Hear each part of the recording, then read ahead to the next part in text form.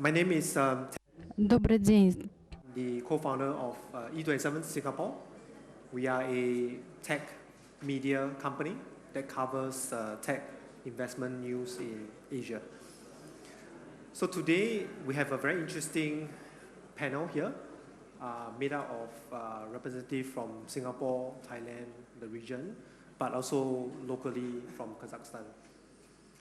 So before we start the panel proper, I would like to ask the panelists to introduce their role, their current role that is relevant to VC, but at the same time also to talk a little bit and a brief introduction about their company or entity that they represent here today. So for the first panelist that we'd like to introduce would be Marat Omarov, CEO of Costec Venture, to give a few words and introduction about Costec Ventures. Marat, please. Well, thank you very much for the introduction. I would like to take this time to thank all our panelists for flying all over the way to our lovely capital. My name is Marat. I'm a CEO of a new company called Costec Ventures. We mainly focus on financial and non-financial support and services to our startups and high-growth companies.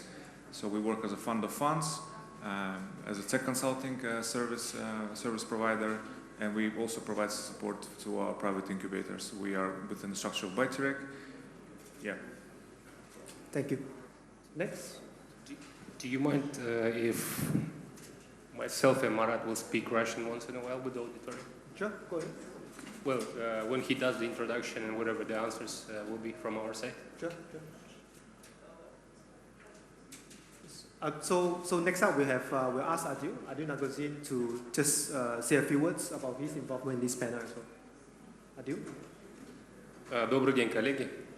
Good afternoon, dear colleagues. We would like to thank you for inviting. You perhaps are aware about who I am.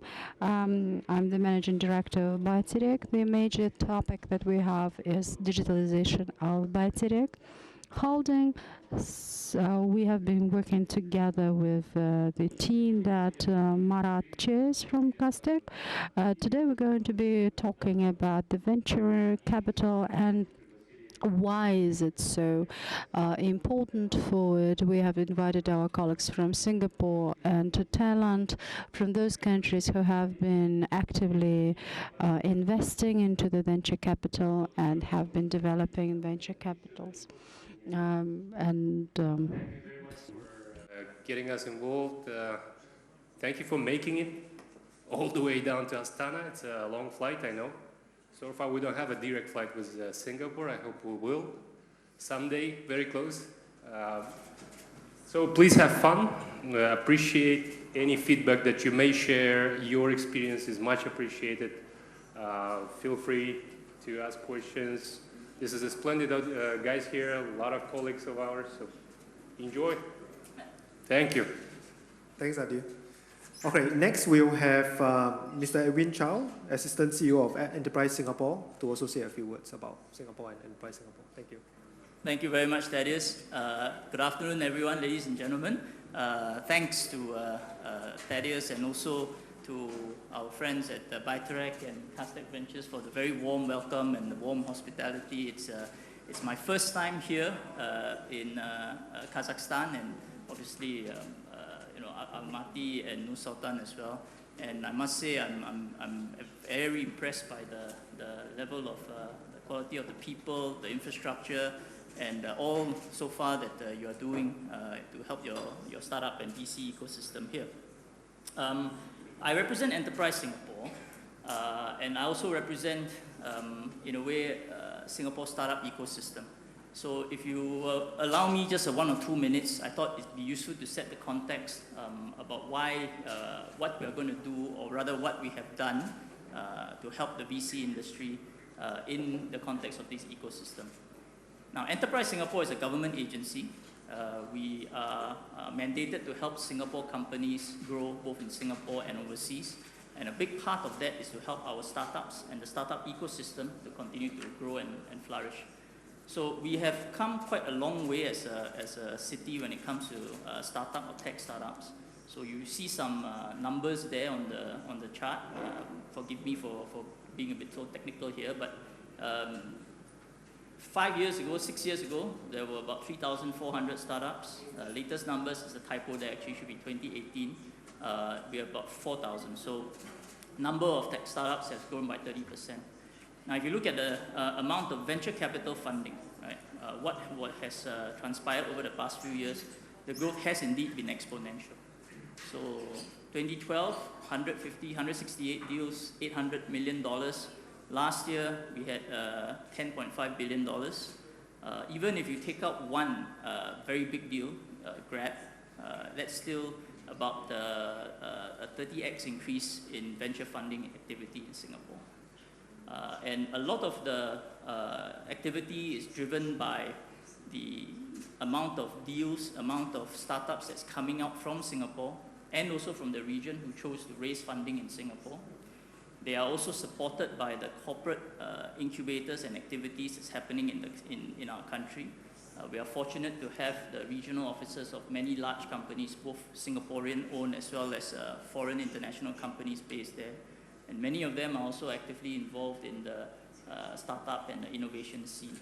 And naturally, because of our location and history as a financing hub, there are also many banks and private investors based in Singapore. And over the past few years, they have started investing in our companies, in our startups.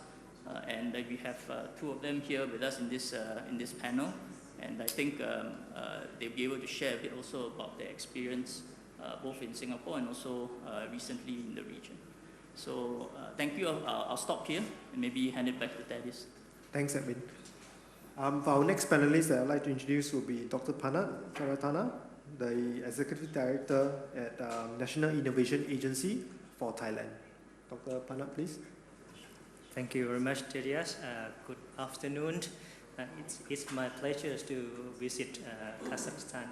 This is my first time as well. It's very lovely cities, both Almaty and also Astana. National Innovation Agencies is a combination of government angel fund to support SME and also startup. And at the same time, we support venture capitals and also corporate venture capitals community in Thailand to building up their own capacities on investment regarding to specific sectors.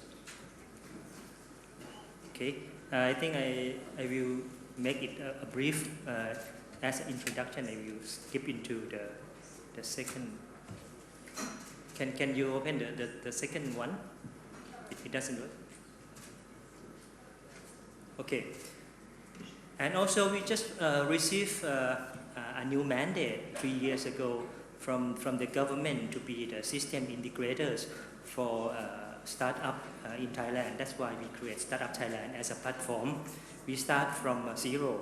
We haven't got so many startups. I remember 3 years ago we have around 2 dozens of startups, around 6 VC over there.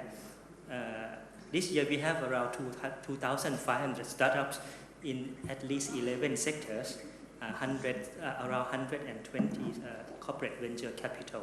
So we are nurturing fast-growing startup ecosystem in Thailand to work closely with our neighboring countries. So this is our job. Thank you, Dr. Panat. Next, we have 2 VCs to introduce here for this panel. First up, we have Mr. Gan Fonjack, Founding and Managing Partner at Jubilee Capital Management. Fonjack, please. Hi, good afternoon, everyone. It's a pleasure and an honor to be here to learn from this beautiful country and the cities in Almaty and Astana.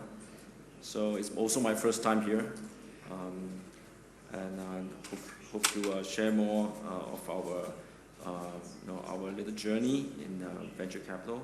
So the founding managing partner of Jubilee Capital Management. It was founded 4 years ago. Then we look at early stage investments in Southeast Asia as well as in China. My fund has been funded by both Singaporeans, investors, family offices as well as from China. And we look at early stage deals from pre-A to early B round, and we invest between $500,000 to $3 million USD. We have our first fund was equity fund, and then we have also a blockchain fund that we use to participate in some of the very exciting new projects in blockchain that we have worked with since 2017. So happy to have a more interesting dialogue with all of you. Thank you. Lastly, we have Mr. James Tan, Managing Partner at Quest Venture. James? Hi, good afternoon, everyone. Thank you very much to Byteract, Castec Ventures, and E27 for the kind invitation to be here. It's also my first time, and it's been an incredible 1 week so far, absorbing the energy from the students at Almaty, and then visiting all the ecosystem stakeholders in both cities, Astana and Almaty. Quest Ventures, I'm an entrepreneur turned angel investor, and then now turned venture capitalist. It's a process. As a founder, it was exciting to build a company, but there were many gaps in the ecosystem. As an angel investor, you realize that there's only so much your early angel investor check can do. And as a venture capitalist right now, we realize that there's so much more that the government can do to build the ecosystem so that it's complete. So I look forward to sharing more in the hour ahead. Thanks, James. All right, so since we have finished the introduction, we'll jump straight into the topic, right? Today's topic is the role of the government in the venture capital development, right? So we have 3 governments represented here, Kazakhstan, Singapore, and Thailand. And then we have 2 VCs that will chip in their opinions, their feedback about what they have experienced so far in Southeast Asia, what they have seen so far in 2 days in Almaty, Astana, Nur-Sultan, and how it can apply into this topic. First question, we'll go straight into to Mr. Edwin Chow to talk about Singapore, right? What are some of the policies that we have seen so far that transform the Singapore landscape, the Singapore VC community? We want to ask you for that first topic, and then we'll get opinions from the rest of the panelists. Edwin? Thank you very much, Thaddeus. The first thing I would say, what is the role of government, or at least the Singapore government, in catalyzing or in growing the VC industry? Really, it's to play a role of a catalyst and a facilitator. The second thing I would say is our intent of growing the VC industry in Singapore is not just to help the venture capital firms in and of itself. They are not the end. They are the means to an end. And for us at Enterprise Singapore, the view is actually the startup ecosystem. So we see the two as very closely intertwined. And if you think about it, most VCs, I think, will tell you that the first thing they need in any location is deal flow. Second thing they need is money. The third thing they need is a supportive government. So from our perspective, we as a government, Singapore has long been known to be a sort of a conducive environment for businesses, for companies to start. You can open a bank account easily. You can register a company right now. If you want to go online, it's there. It's very easy to start a company. So we think that the conducive environment, it's been there. We don't have to do much. We build on it. The second thing is, of course, the talent and the deal flow. So many years ago, we tried to do the reverse. We wanted to put the money, bring the VCs into Singapore, and then ask the VCs to help our startups grow. And of course, not lose the money. They made a lot of money for us.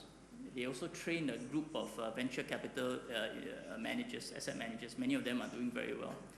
But in terms of the startups that were formed in Singapore, not that many. Why?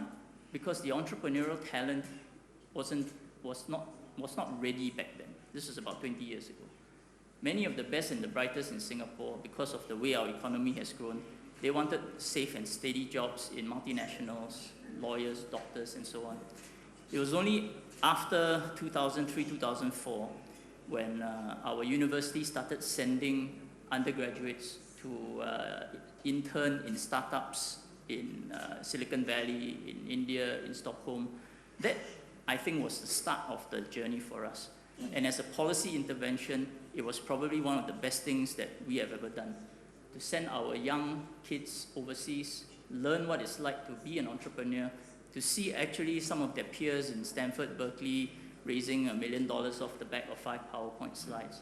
That made a big difference. It opened their mind, it changed their mindsets. And then when they came back to Singapore, we were fortunate back then as well to have a group of angel investors. And we started introducing policies to get the angel investors to put money into these young, raw, untested talent. So some of the specific programs we instituted back then. We had a grant program, right, to help these, first to encourage these students to start companies, where we gave $50,000 to Singaporeans, right, to start the company, but they must first convince a panel of entrepreneurs and angel investors that they are worth investing in. We also had a co-investment program, where we offered $1 for every dollar that the startup was able to raise from an investor. Back then, it was mainly angels, right?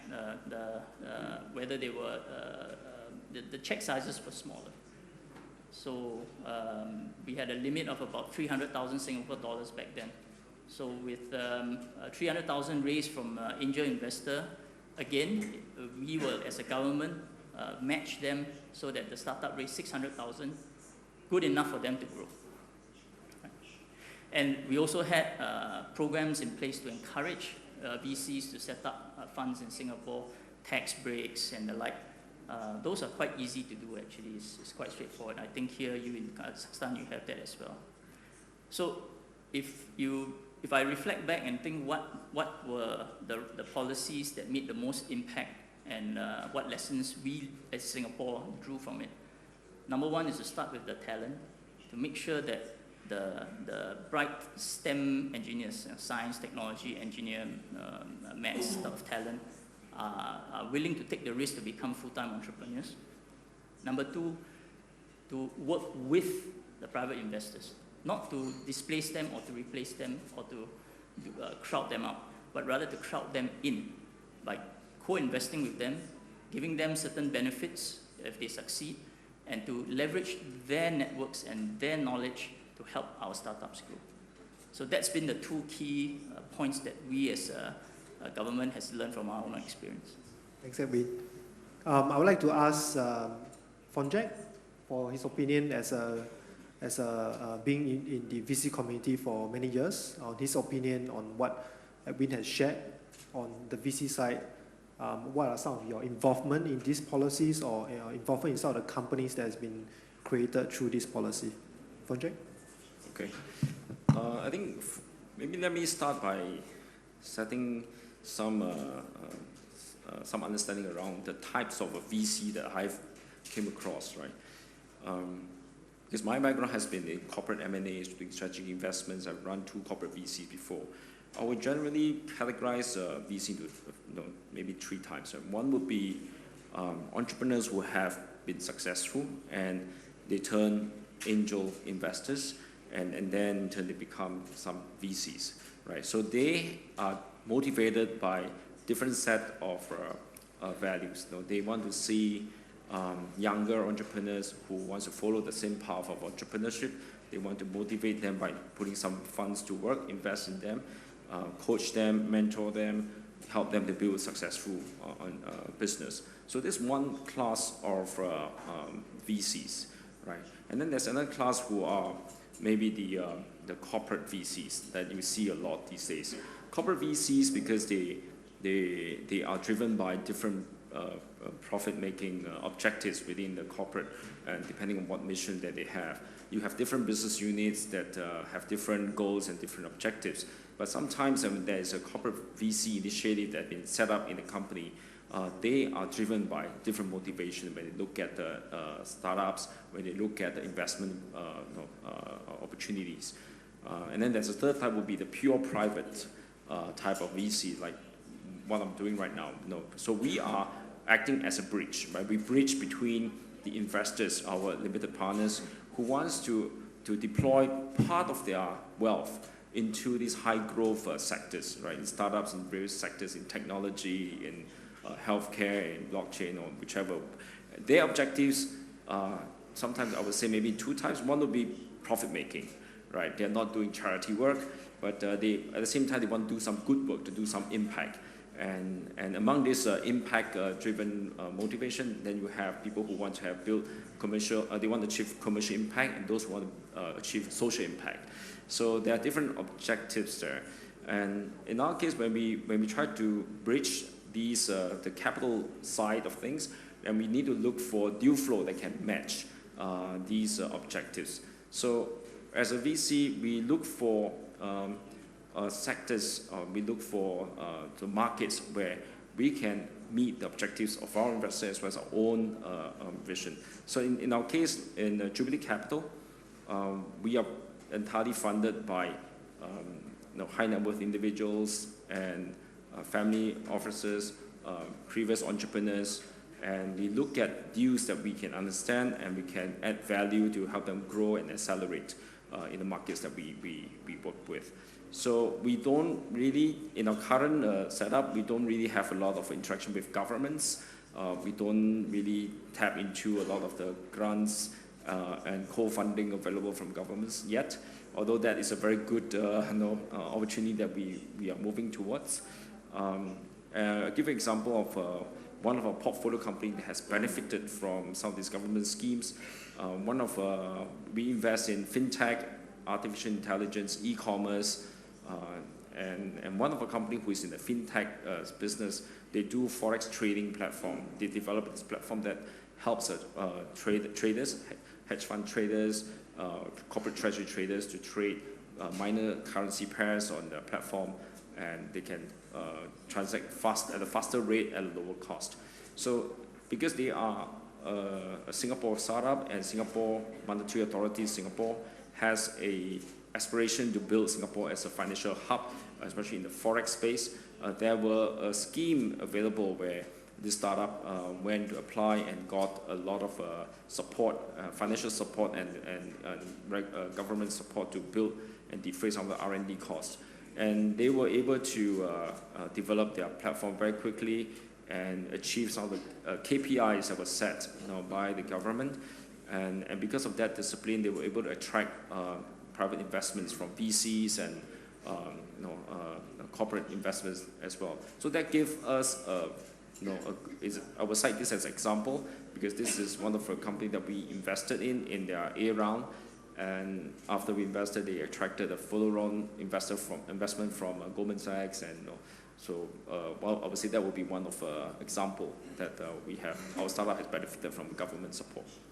Thanks, Fong Jack. Yeah. James, any opinion on what Edwin has shared earlier on the policies? I believe you have been involved in some of these grants and policy from the earlier days. James? So on the angel side, when I was doing my angel investments, we depend a lot on the co-matching schemes and the co-investment schemes provided by the government. Let me take you back about 10 years ago. A decade ago, Singapore really wasn't an attractive location for investors to invest into. Let me explain why. We are a small economy, 5 million people, and Southeast Asia wasn't as developed as it is now.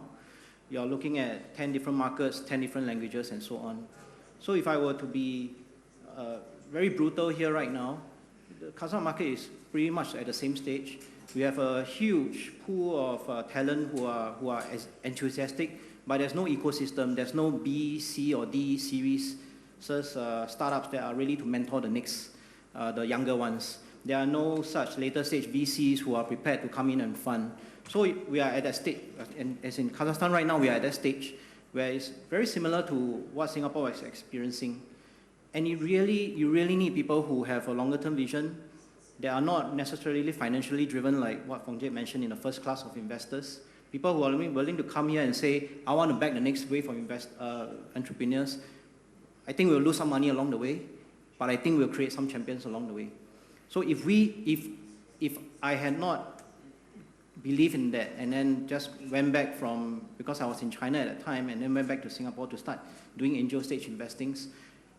I think a lot of the pretty well-known companies right now, they would have probably gotten their first check from someone else, but would have had a tougher journey simply because they needed founders who believe in founders.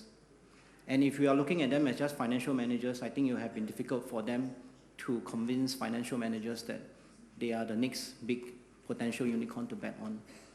That's very interesting, James, because we keep coming back to the angel investment side, right? So from my knowledge, I know Adil, in his capacity as well, has done some of the angel investing. In the current companies that we have seen, there is much more mature later stage, right? So I'll bring the question back to the Kazakhstan side, like on Adil's side, like how do you see this as an opportunity? How does Kazakhstan collaborating with international partners from the VC community in Southeast Asia or with Enterprise Singapore to create the next wave of VC in this market to invest in the next generation of entrepreneurs?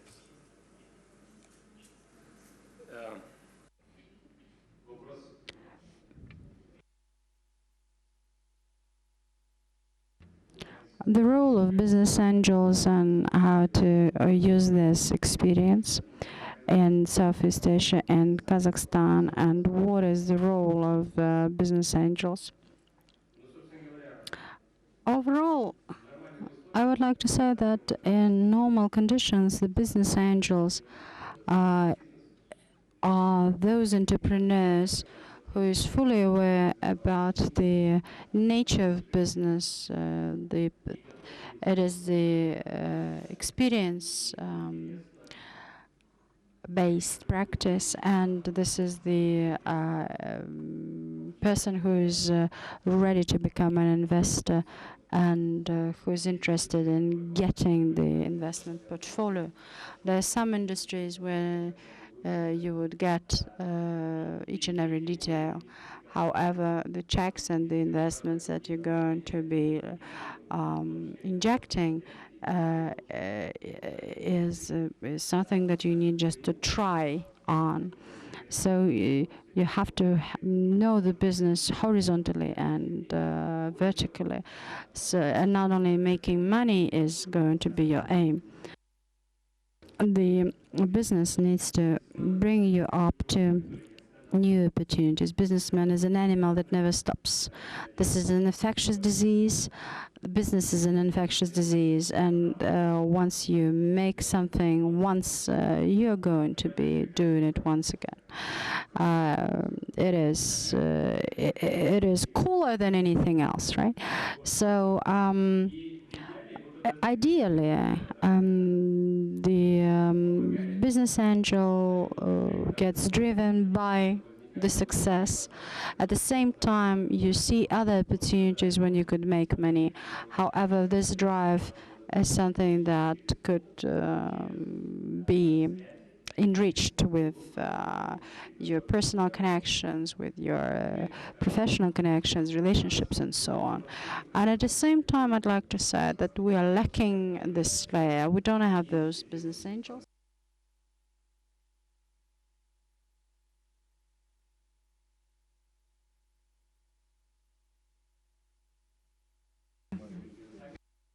So we only have a couple of business angels in Kazakhstan, and in our industry, there's no way around it to train.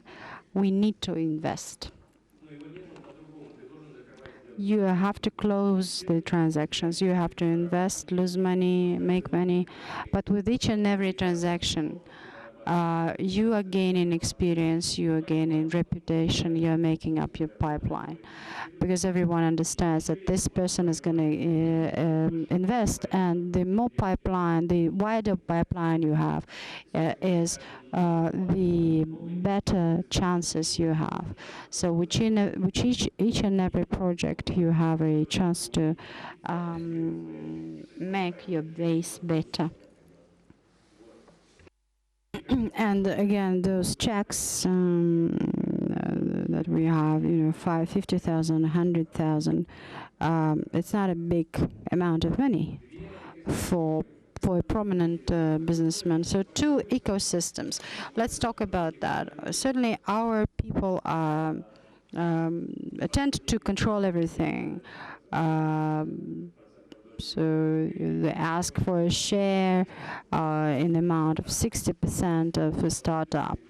And in this case, you are going to be a tech personnel of my company that I run. The business angel is something completely different. Business angels work with a portfolio of investments. They'll do a lot of investments in different directions, but in order to identify the industry of your interest is you have to go through a series of projects. So if you invest through 20 companies, let's say, you have a chance to gain more muscle tissue. But in our case, we're talking about, a company comprised of 3 young guys with one marketing product that is not a product. That is a semi-product, right? There's no need to control anything. You're purchasing a huge headache for your own money, right? So, and in many cases in Kazakhstan, they don't get it. You have to babysit, right? But you don't have to be babysitting something that is so vague. Let the guys work. Let them do the job. See how this thing is gonna go, and the culture of venture capital is something that has been formed. So why Southeast Asia? Southeast Asia is the most recent example. If we go back to the United States, it took them 70 years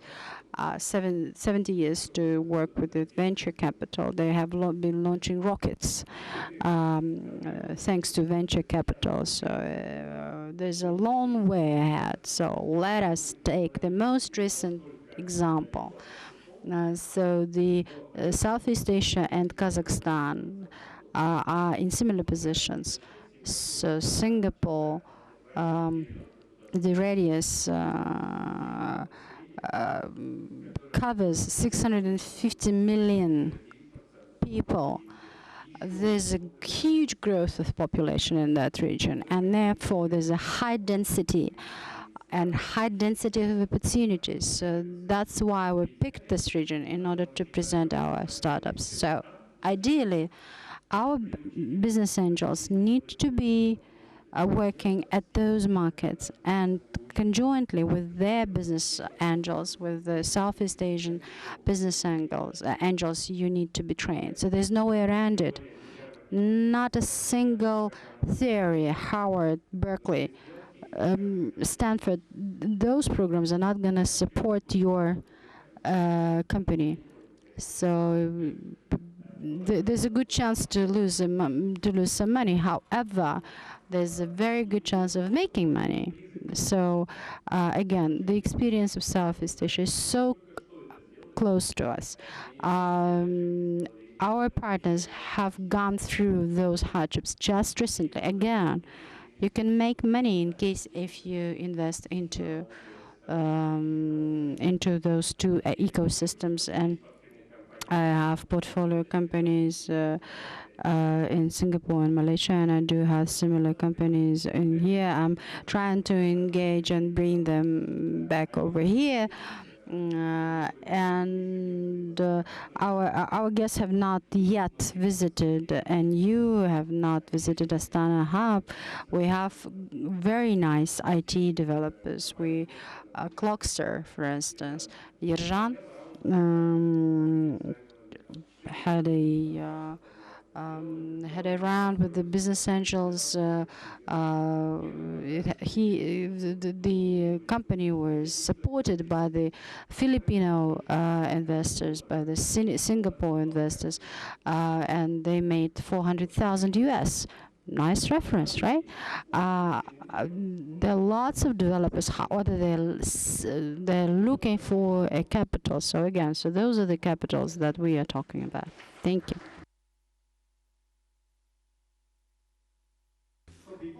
Thailand to share about the Thailand perspective, because Thailand is also a very important market. Before we do that, I'd like to also ask the same question to Marat as well. So from Castech Venture, how do you guys see this as an opportunity as the ecosystem come together and learn and then apply some of the best practices in Kazakhstan through Castech Venture? Okay. Thank you very much. Спасибо. Ну вот на самом деле. Thank you very much. I would like to support what my colleagues have said. This is the first time when I see a full hall full of people interested in venture capital. 1 year ago, I did not realize what it was myself. So I was so pleased to listen to my colleague.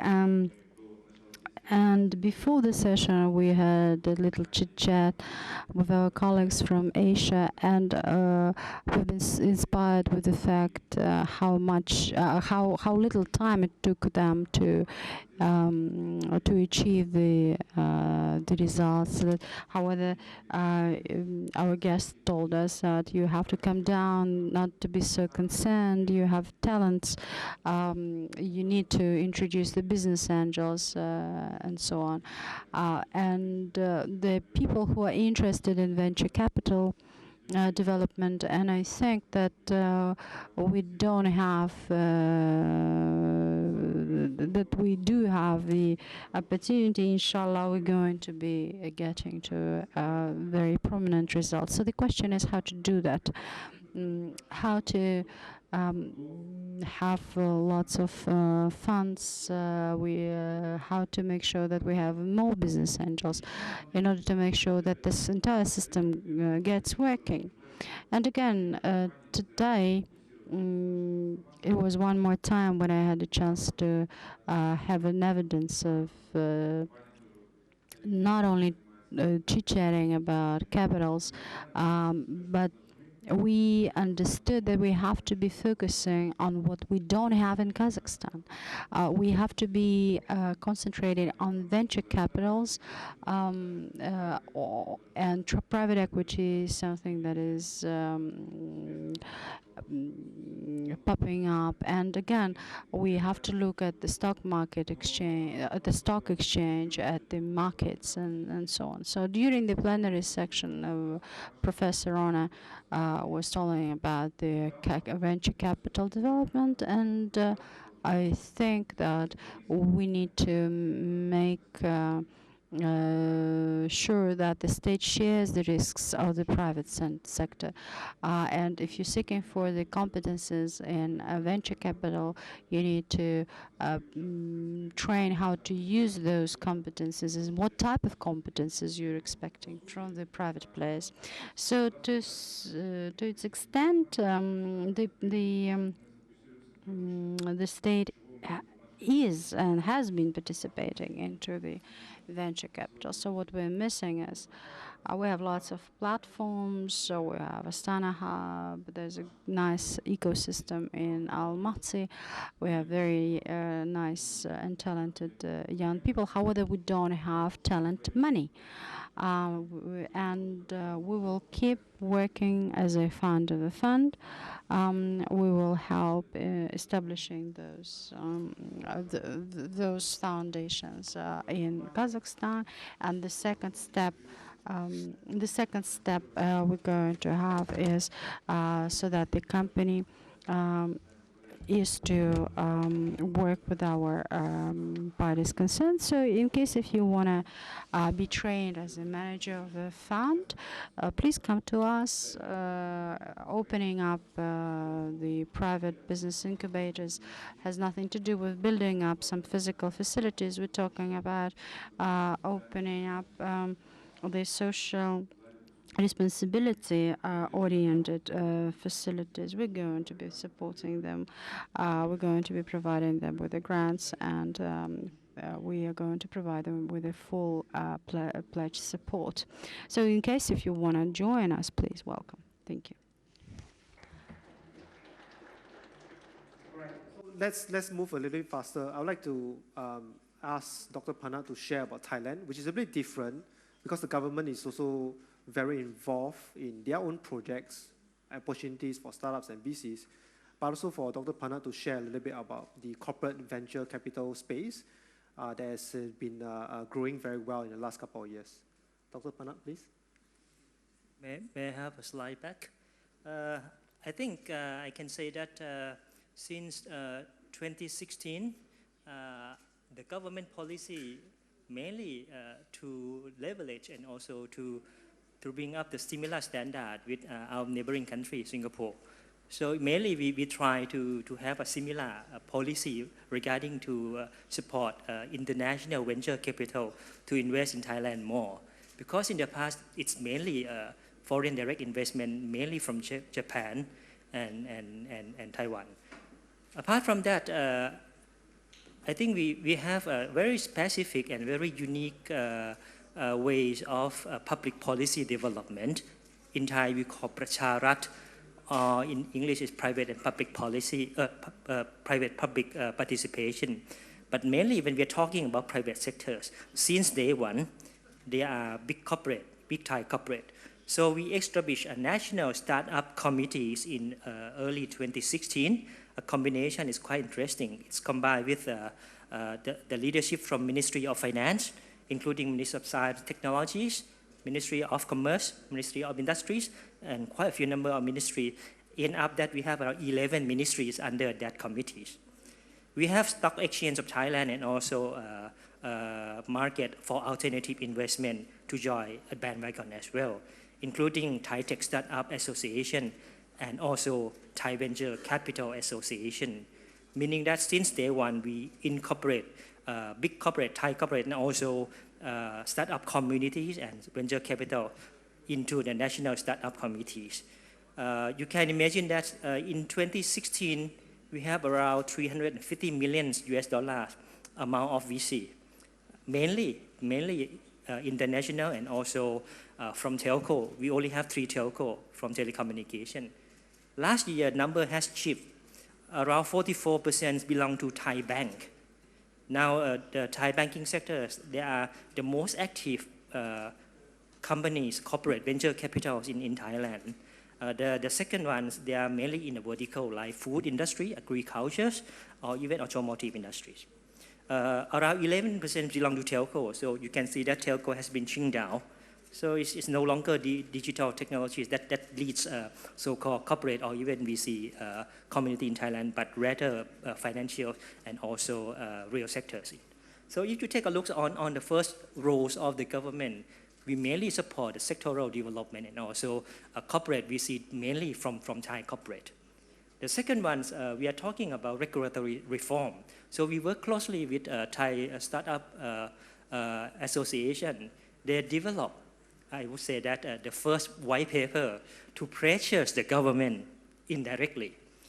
We asked them to develop a paper to pressure the national government to reform the corporate tax policies and also rules and regulation, corporate income as well.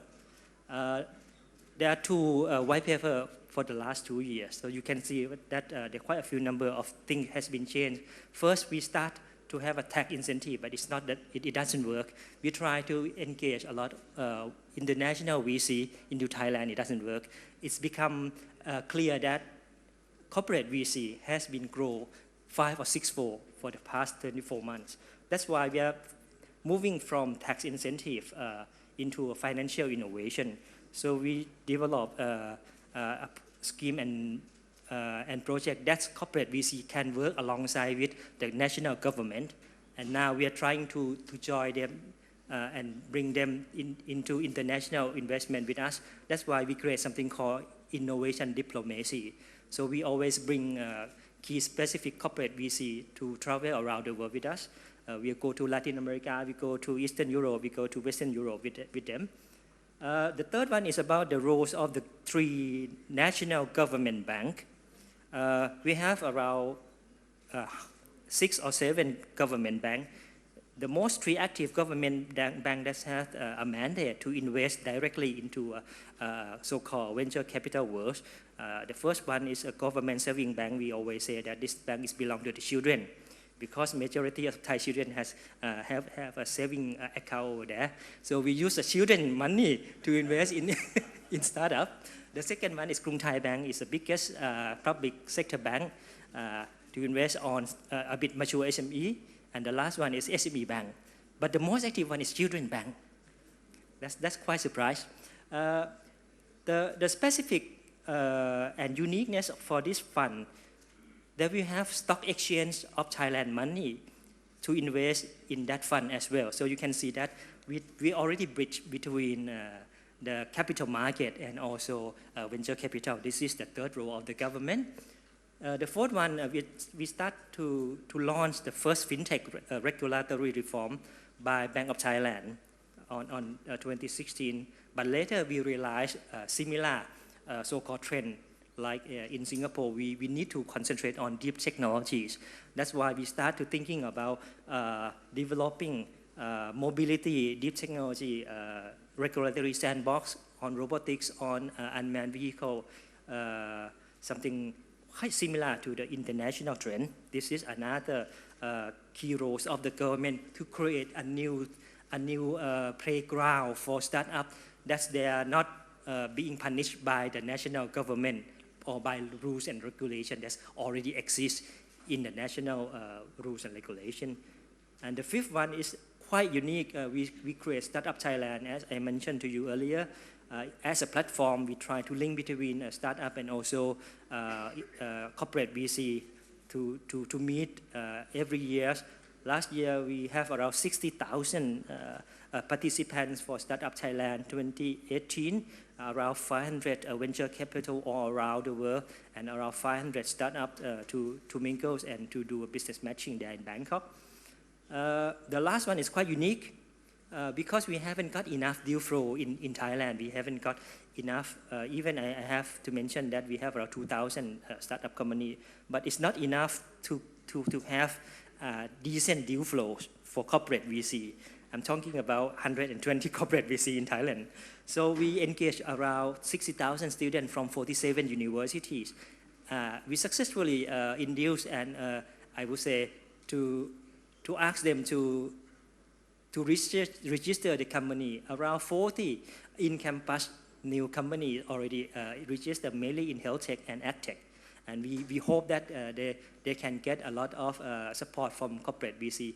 Around 5 to 10% already received first round from angel investor and also from corporate.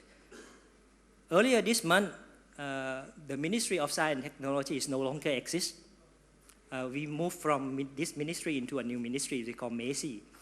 Ministry of Higher Education, Research and Innovation, meaning that the whole bunch of the universities, research technology organization, and NIA will be in the same roof. So we need to balance between research funding and also venture capital funding. So we act as a bridges between research to innovation fund. This is very traditional.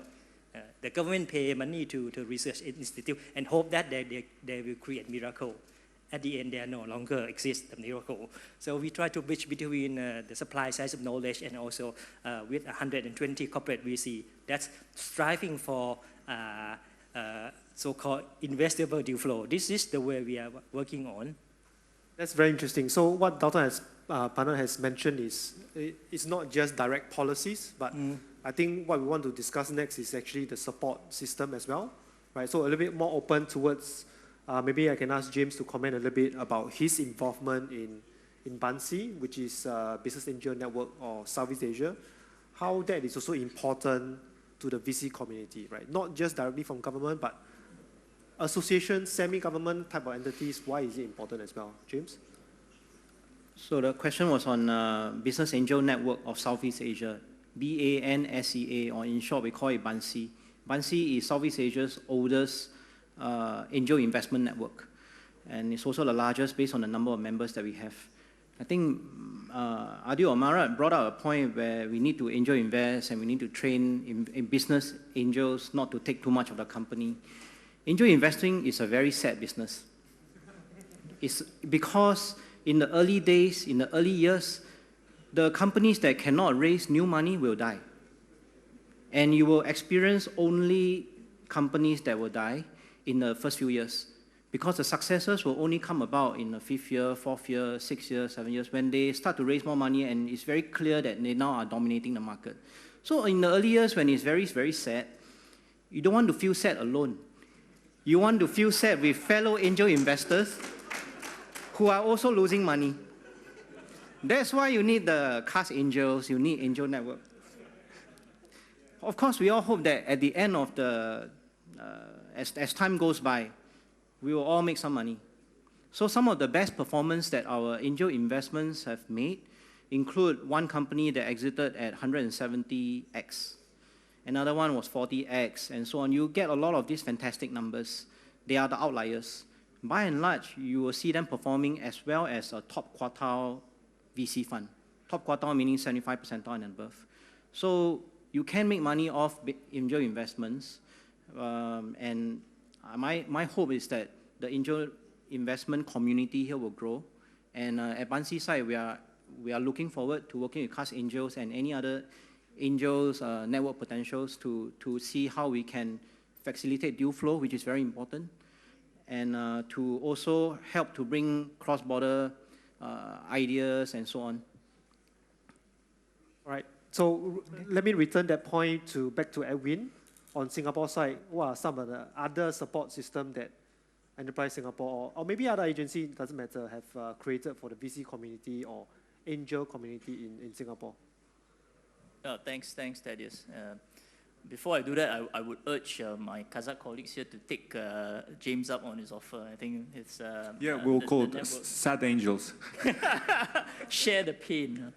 But jokes aside, I think James brought up a very relevant point, because if you think about the support system, what can government do? Again, I go back to what I mentioned earlier in answer to one of the questions. In order to have a successful startup ecosystem or VC ecosystem, I use those terms interchangeably, you need talent, you need entrepreneurial talent, you need money, preferably money with experience, networks, and so on that angels have to bear. You need commercial opportunities, market opportunities for the companies to grow. It's not rocket science. Right?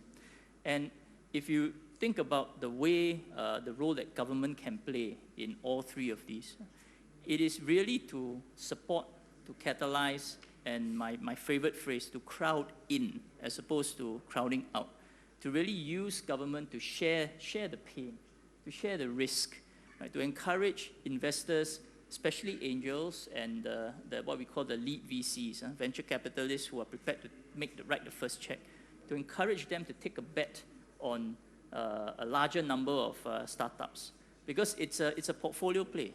For every 10 checks you write, chances are 8 will die. It's 0, you fail. So that's where the sad angels can go out, have a beer, commiserate with each other. 1 or 2 may pay you back your investment, but there will always be that one home run, unicorn, whatever you want to call it, that can pay back the 100x. And I think that, to Adu's earlier point, that kind of, it becomes a bit of a drug. If you have that one hit, right, you want the second, you want the third. And from our perspective as a government, the approach that we take is really to leverage that, to encourage more of such people to come in. So we have schemes I mentioned earlier, a co-investment scheme. Maybe what I didn't clarify up front earlier was every dollar that we share, we co-invest with the angel. If the company goes bankrupt, we write it off, right? Because our role as a government is not to make money. As I said, it's to crowd in the angel investors. But if the company exits, if there's a huge 100x return, right, we are prepared to give up some of our share. So by right, when we invest, it's equal risk, equal opportunity, equal gain, right? I put in $1, if you put in $1, you get $10 back, I also want $10 back. But in our case, we said we are prepared to give up to $7 of our share to the angel investor. This was the principle that we took to encourage VCs and angels, early stage investors to come in. Right? And I think that was something which has worked for us. The other thing that we did to encourage such early stage angel investor is to try to de-risk them on the commercial side. This applies maybe for more for business-to-business type of deals, right? So our Thai colleague talked a bit about corporate innovation, and we also are doing the same in Singapore because we see the advantages of working with the corporates. There are, of course, some downsides, but the real upside is that they are a source of validated market opportunity. Because if I run a factory and I have a problem with automation, if I solve that problem, it can reduce my costs, and I have 10 other factories with the same problem, that becomes a big market. So whoever is able to solve the automation problem for me will be able to basically solve the same problem in 10 other factories, 100 other factories. So the VC has this term called commercial risk. If you work with a corporate, your commercial risk is reduced. So, most corporates are also able to offer the startup an opportunity to trial or test bid their technology in a live working environment.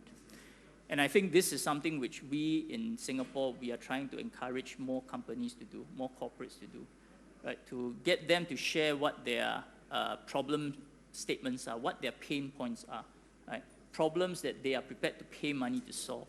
And then to use this to match startups from Singapore, from all around the world, from Kazakhstan, right? Come in to say, hey, if I have a solution that worked in Kazakhstan for an airport, maybe I have the same solution that can also work for an airport in Singapore. So I think that's the other role that government can play, and what some of the schemes that we are trying to do as well, historically and also moving forward. Exactly. So we have listened to all the creation policies, right? And a perspective from also the VCs and the two governments, the three governments is here. So Singapore is a bit more mature, Thailand as well. But the next topic I want to talk about is, once you created the VC community, how do you actually sustain it as well, right? Because you don't want to just be creating it and constantly creating VCs coming in but leaving at the same time when there's no returns and things like that. So a little bit more open, maybe Edwin can comment on this first, like how do we sustain the VC community in Singapore? What is your opinion on the VCs here on some of these activities that we are doing in Southeast Asia and also on Thailand side? Edwin? Thaddeus, I'm going to be very cheeky here and say I'll pass this question on to James and Fongjet because they are the VCs. From government's point of view, I'm happy if they're happy and that they can continue to invest in our startup. So maybe, sure, if you don't mind. So maybe I'll just start first, right? I think from a VC point of view, my investors always ask me, where do we spend most of our time? Where's the market? Where can they, find the next unicorn, right? The next company that we can earn the 5x, the 10x, to deliver the results. And in Singapore, although we have our share of talents, the market is just too small. So, and in my case, because my investors are mainly from China, and they're very used to huge market, big B2C opportunities, where fundraising for these strong startups are fairly easy, right? And they raise at high valuation, and the upside for the valuation is in 10 times, 100 times, very strong growth. So when we apply these expectations to Singapore market or to Southeast Asian market, the challenge is, where do we find this large market opportunity? For small markets like Singapore or even like the smaller markets is more B2B, right? More mature. But in Southeast Asia, the bigger markets would be the Indonesia, Thailand, Vietnam, where there is a younger population and very hungry for growth, and there are more opportunities for this high growth in valuation and potential exits. So I'm not sure what is the best way to answer that. I think market-driven, so-called market-driven forces, I think that will be the guiding light for us, right? When we look at a lot of deal flow from Singapore and compare that with Indonesia or with Vietnam, the Singapore startups, I mean, I'm in Singapore, I can say it pales in comparison, right? Sometimes the comments that my LPs or my investors will say, no, they are not hungry enough. they are compared to, say, the Chinese entrepreneurs, who can work 9 to 9, 6 days a week. Singapore, entrepreneurs want work-life balance. They weekend want to send their kids to classes, tuition. They're just not hungry enough. So we need to work on the desire, right? So we look at the entrepreneurs, say, in Vietnam, right? They're very hungry. The talents are very young, very talented, a lot of energy. They want to do something, they want to make an impact. They want to change the environment. They want to do something great. So that fire in the belly is something that needs to be in place in order for good deal flow to happen, and then good market opportunity, good profit-making opportunity for investors. So I think that's something that at every stage of a market growth, you experience different cycles. So for us, I think we'll continue to use Singapore as a base where corporate governance, financial governance are very strong.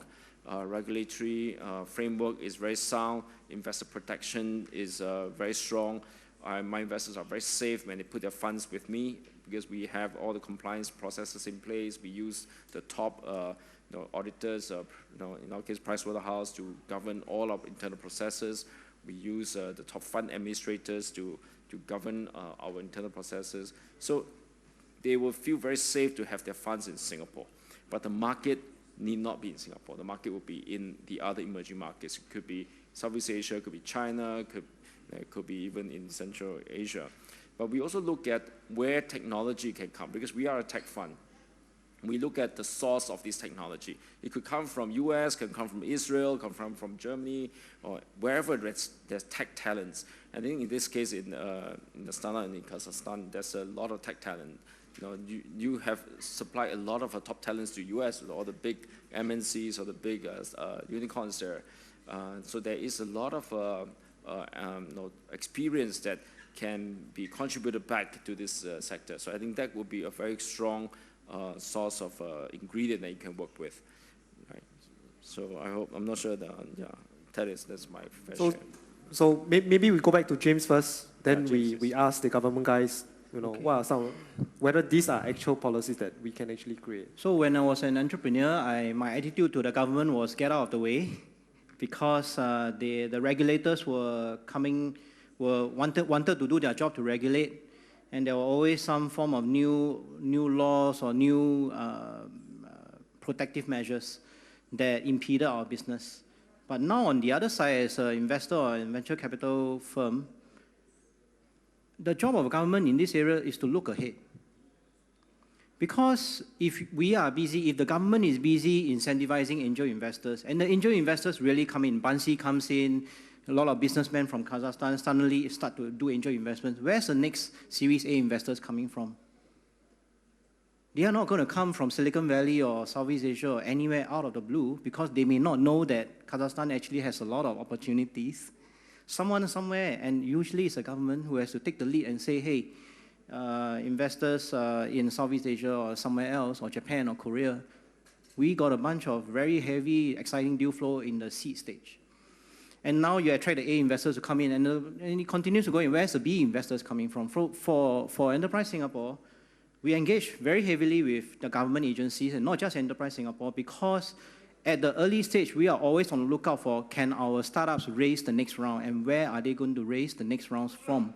If there are no later stage investors in Singapore for them, it's very natural that they will leave Singapore and go to another country, perhaps reincorporate, but mainly to run their business there. And we lose that company. So it's government's job to look ahead. Let me just add one point to James' example. We have one portfolio that exactly went through this cycle. They started there in Singapore, they received some early stage funds, but as they raise the next few rounds, they find that there's no takers, so they moved to China, they expanded in China, and they received a lot of new funding there, and ultimately they leave Singapore entirely. And now they have been acquired by another huge company in China, which also receives SoftBank's huge funding of over $1 billion. So I think the startups, the strong startups, if they need to grow and they want to grow, they will follow where they can find the next round of funding as well. Then ultimately, for investors, we want to know where's exit path, where are they going to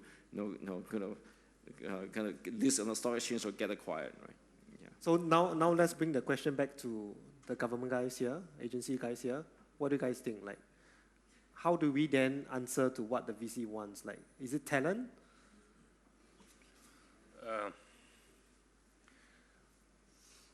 It's the timing first. So what Singapore has done in Southeast Asia, we have a little bit of time lag here to do the same exercise for Central Asia, as Kazakhstan. У нас есть очень небольшой промежуток. There's a very a little window for Kazakhstan. We have 3 to 5 years. We don't have such a huge volume of talents, workforce, and love to labor, like Uzbekistan, for instance, who has opened up its boundaries. We don't have such a large pool of engineers as any town in Siberia. Tomsk, Novosibirsk, Yekaterinburg, for instance, any of those towns. What do we have? We have a very short timely lag. So theoretically, we have International Financial Center. If we don't get ourselves busy with funding from the infrastructural standpoint, whether people, I think that we are much better than Novosibirsk. I can assume that. I mean, Astana, Almaty is even better, objectively. It is tasty and so on. So what are we lacking? What are we missing? We're missing the funds that we need to have earlier than they pop up in Uzbekistan or in towns over there in Siberia. I've been almost to almost every Siberian town, and Moscow and St. Petersburg just don't ignore. They just ignore that part of Russia. So venture funds are oriented to those two cities, and I have talked to the start-uppers from Novosibirsk and Tumen, and I said we have Astana Hub, we have International Financial Center. Your cool engineers, are they going to move to Astana? Of course, it's going to be fun to travel a lot, to work here in Kazakhstan. And those little tips, it's such a great thing. We still have some time. And over here in this limited area, you could fund better, you could structure better. You could use the English law to do that and to regulate that. So I think that we should not be flattered with an idea that we're going to have lots of projects. Belarusians are not going to come, and Ukrainians are not going to come. We're going to be happy with what we have just at our backyard. So whoever comes first are going to be getting the nicest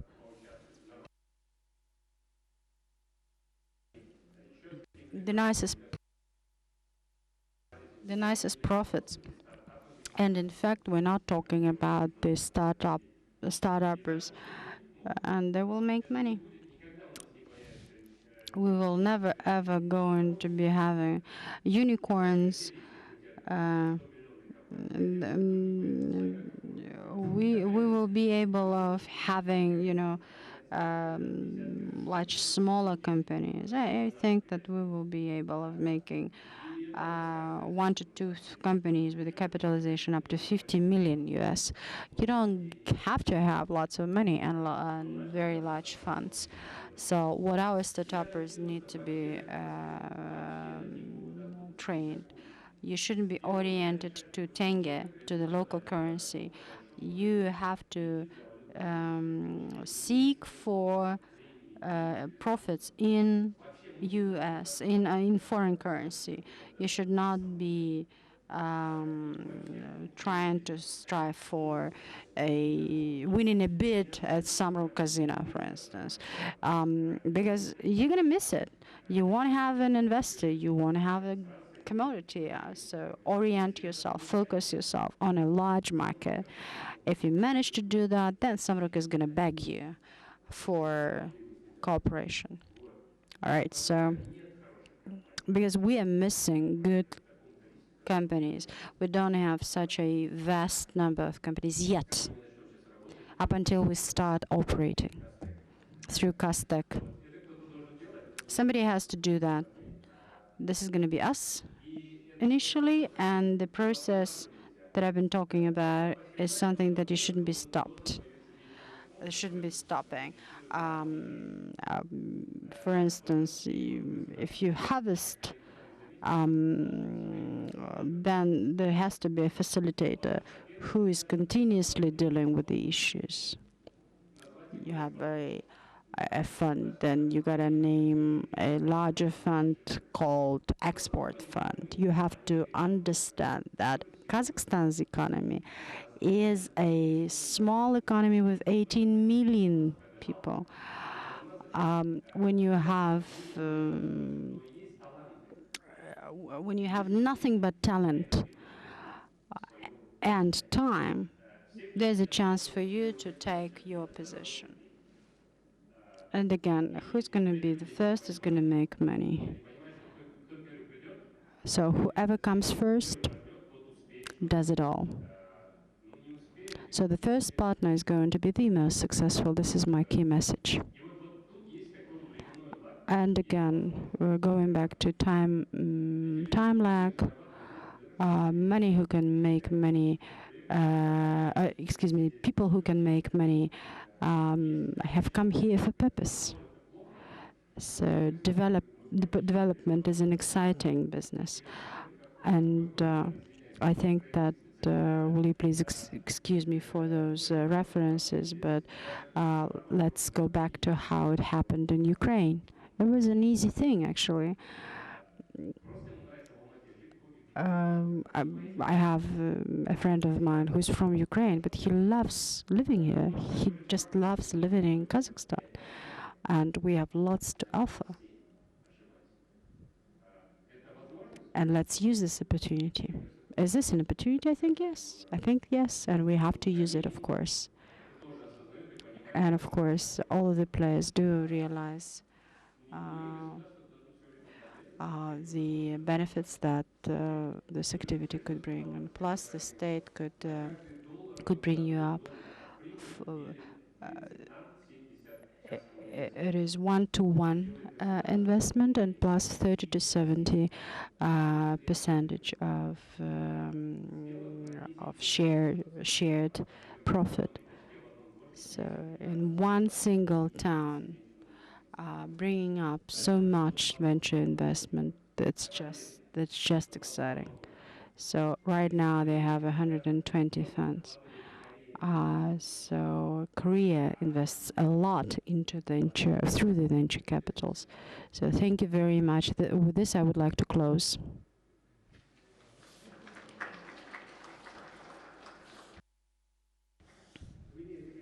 Any questions from the floor at this point in time? Any last question? No?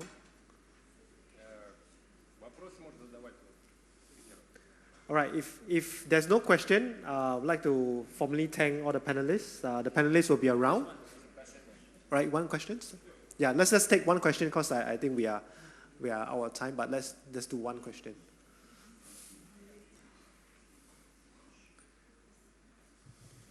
Thank you. Do you see a strong correlation between the quality and quantity of new projects and, say, portion of STEM degrees in higher education and knowledge of English among the students? Thank you. Sorry, projects, when you mention projects, you're meaning startups? Yeah, startup projects. All right. Startup projects which can be funded through your funds. Okay. Edwin? Correlation between number of projects with education? With the portion of STEM education in the total. Okay. Thanks for that question. So the correlation between STEM education and fundable projects, right? The correlation, what we have studied is not just investment in STEM education, but specifically the entrepreneurial intent of these engineers and scientists that are being trained. So again, I share Singapore's experience. When we first started, maybe 2003, 2004, we took a survey of all the students in Singapore universities, how many of them would be prepared to start a company, so to be entrepreneurs within 5 years of graduation, 2003. Right? The survey results came back, and the answer was something like 3%. So only 3% of graduating university students, majority of them are obviously engineering, science, and so on, right? Only 3% wanted to start companies in 2003. Back then, our total number of startups maybe less than 100. You move 10 years to 2013, the percentage, the same question was asked, the percentage of students that wanted to be entrepreneurs within 5 years went up to about 8 to 9%. So it was a trebling of the original number. And coincidentally or not, the number of startups also went up to about 2,008, 3,000, trebling. We last did a survey, I think in 2015, if I remember correctly, 2014 or 2015. And now that number is about 10%. Okay, and again, it's no surprise why, because in the intervening 10, 15 years, you see young entrepreneurs, university students, fresh graduates, they have built successful startups, and they have exited. They've sold these startups to other companies. One of them, one or two, have even listed. And when you see 30-year-olds driving around Singapore in Ferraris and owning big bungalows, there's no better motivation for success. And the next generation will want to come forward. So I think, to your point, yes, there is a correlation, but it must be coupled with successes, visible signs of success. Do we have time for more questions?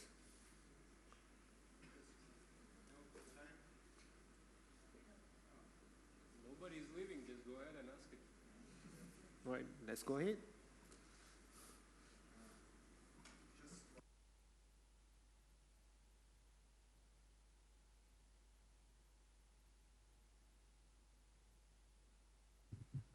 Just one question, yes. So we have covered like the most part of the ecosystem. I mean, we have covered the business angels, we have covered the startups, the funds.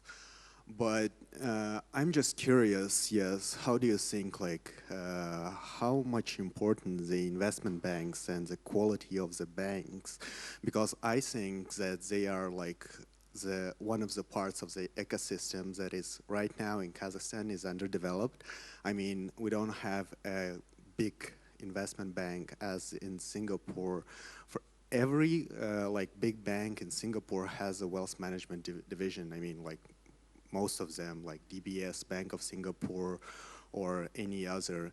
In Kazakhstan, so the quality of the banks is not that good, and investment banking is not that developed. So my question is, how do you think, on the level of the early stage of this like Kazakhstani ecosystem, how do you think, what is the level of the importance of this bank to become an investment bank, first one? And second one, do you think that, for instance, DBS Bank or Bank of Singapore needs to come here so that they would facilitate the development of the investments and the funds here in Kazakhstan? Because for the management companies, like big and, how to say it, and reputable, they only work with the big and reputable investment banks, and they do transactions from that.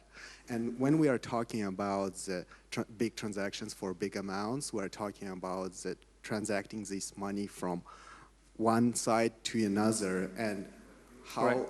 it is going to happen through our banks with a lower quality. And any comments from the panelists on the banks? I think on Thailand side, maybe not on the investment side, but I think what we have mentioned on Dr. Panat's side, banks are a little bit involved. Maybe we can get Dr. Panat to share a little bit on the bank's involvement in Thailand. I think investment bank and commercial bank that have their own venture capital fund is very different. Because if you have investment bank, you are talking about a very traditional, very big project. Why some specific bank that's mainly working with startup, you need to have a very different model. For example, some commercial bank in Thailand, they separate loan system and investment or even wealth management with corporate VC funding.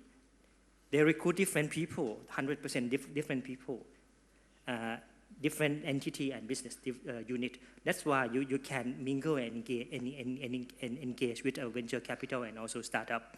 So I think they are different animal in a sense. And there are around 4 or 5 commercial banks in Thailand that's already successfully invest in startup. We are talking about 200 million US dollars investment last year for one project. But it's nothing to do with a main bank. It's different. Yeah.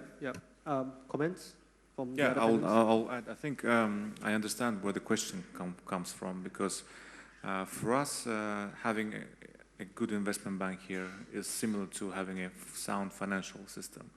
Having that, then you have a higher chance of having professional GPs spinning off into VCs.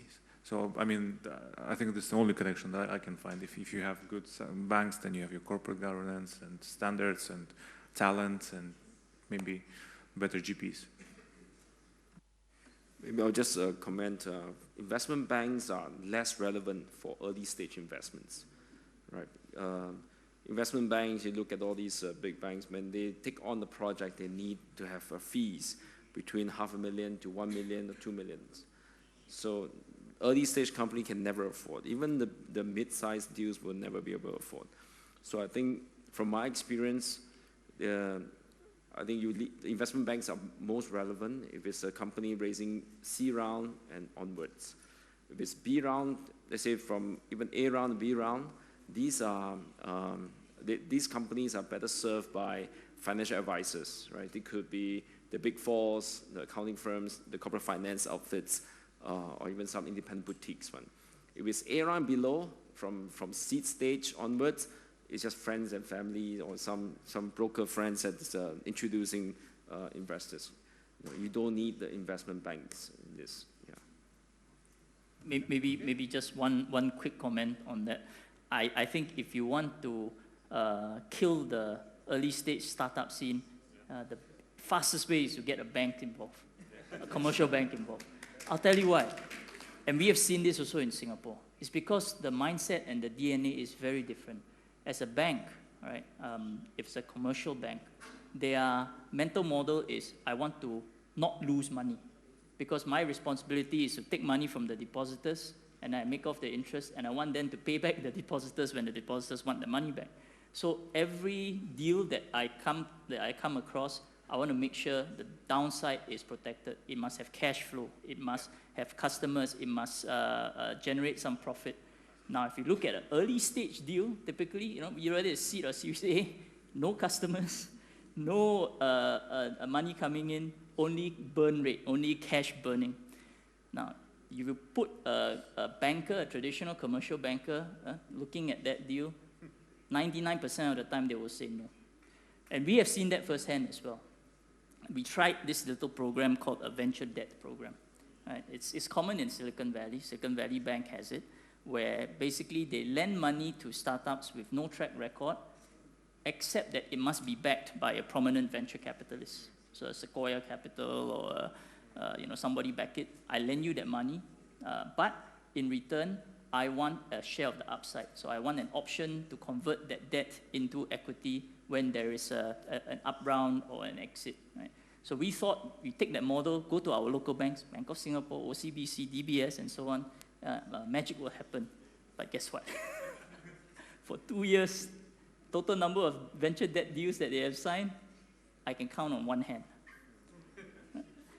and then a number of checks and counter checks, that the startup had to go through just to get the debt. In the end, most of them said, no point. I'd rather go to a guy like James or Fong Jack, give him some share of my upside, give him equity. So I would strongly advise against going down that road, unless, of course, it's as Marat says, it's a way to train future GPs. Any other questions? I'm not sure. How much time do we have? Okay, one last one? One last question? Sure. Any questions? Okay. So if there's no question, so we talk a lot today. I think there were a lot of conversations on different parts of the role of the government. But before we end off, I would just like to ask each of the panelists to have a key takeaway, like a summary, what they think should be done in this topic, right? As a good close for this panel. Any panelists want to? Adil, why don't you start first? Messages, которым надо уходить отсюда. Messages that we have to take away. Okay. So we have to compete globally. Secondly, there is no such a definition as a local startup. The startup needs to be oriented for large markets. The third thing is that we don't have enough time as a country. So number 4 is that the state is going to be playing a role, because the most developed countries spend so much money as we have never spent before. We don't have it in choice. There's no way around it. There's a game that we have to play.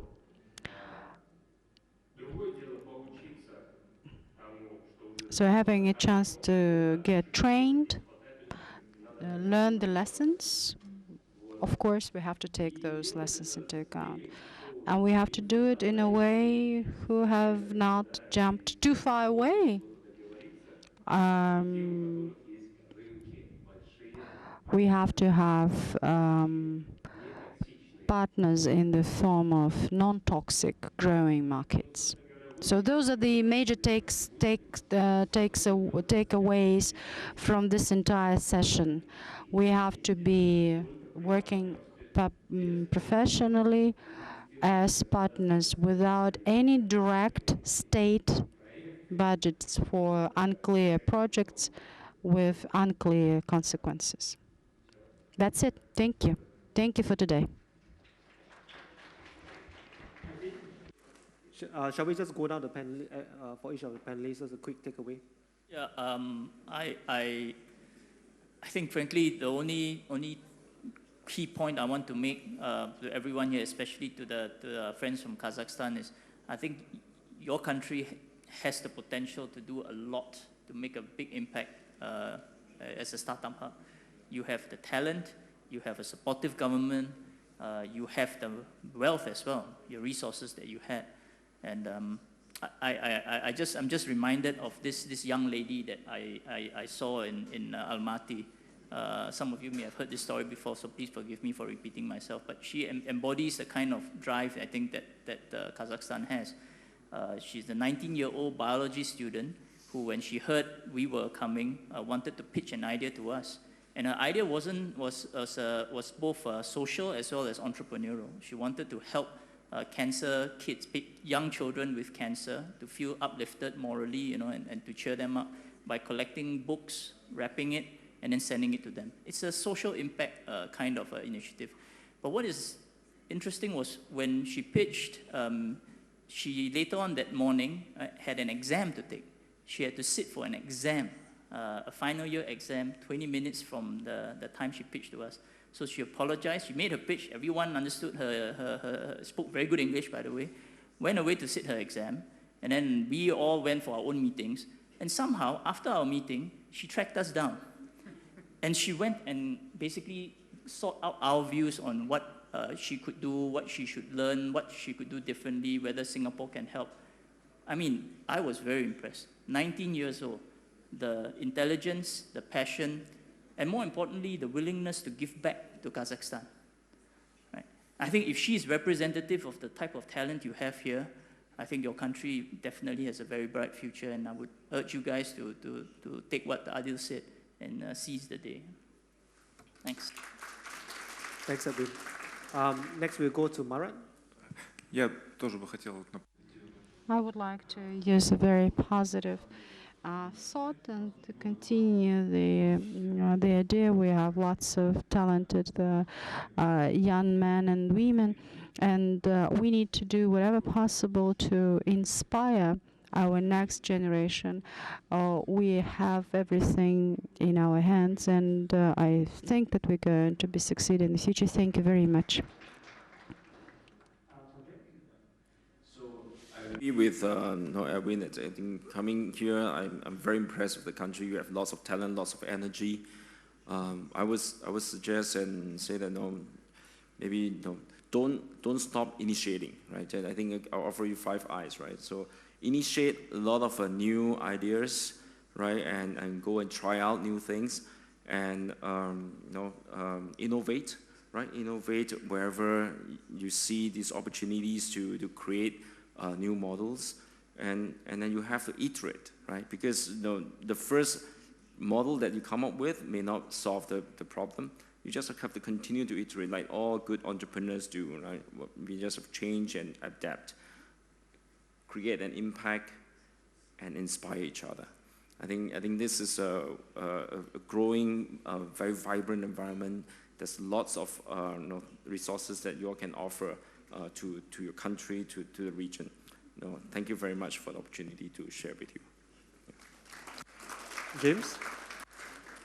The government plays a very important role in the catalyzing of an ecosystem.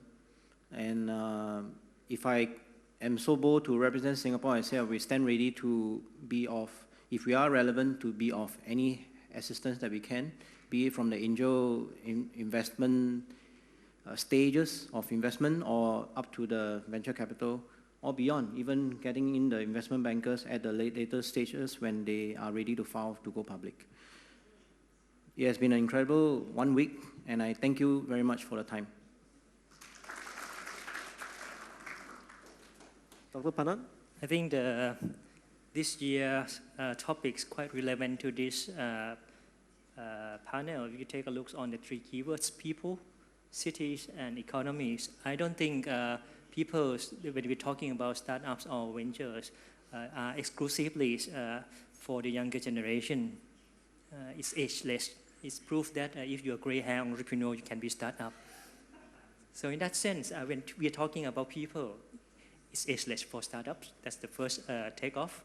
And also cities. We're talking about Singapore, talking about Almaty, talking about Astana, now Nur-Sultan, and talking about Bangkok. So it's a different levels of metaphor when we're talking about these 2 levels. So keep in mind that everything happened in the city and key city. So make the 2 cities as a key startup hub for the Central Asia. I hope that in the near future you will be. And the last one, if you believe that's a new venture capital and also startup define new definitions of futures or new economy, then we are going to need to have a different set of risk appetites of the government. The government need to be the risk taker, unless it will be very difficult for every generation to come up with idea and test it. Thank you. All right, that's all. We'll close the panel, and let's put our hands together to thank the panelists. Thank you.